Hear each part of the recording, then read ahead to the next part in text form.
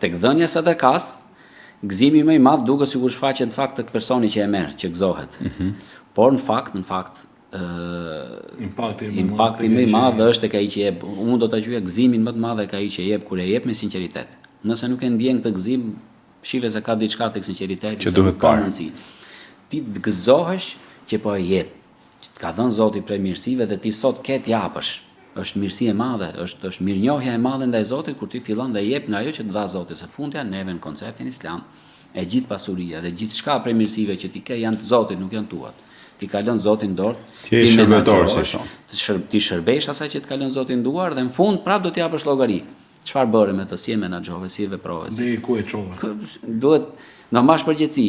Dhe kur njeriu arrin këtu që shqyr Zotit, unë e kam kuptuar si duhet këtë amanet, e kam vlerësuar si duhet këtë amanet që ma la Zoti në dorën time, dhe tashmë po e jap në vendin e duhur aty ku i takon. Prandaj është përgjegjësi edhe të dish se ku ta japësh, edhe për çfarë ta japësh. Thash pjesa e njerëzve nevojtarë është ajo që gjithmonë ka pasur, po edhe do ketë. Edhe do ketë, patjetër, pa diskutim. Për shkak të aftësive, për shkak mundësive, prirjeve, po të sëmundjeve të probleme që ndodhen njeriu në jetë nuk diskutohet. Pengesë në sëmundje fizike e kështu me radhë. Shkaqe nga më ndryshme ndodh varfëria, këto gjithmonë do të jenë dhe do të ketë interesim për këto lloj stresash.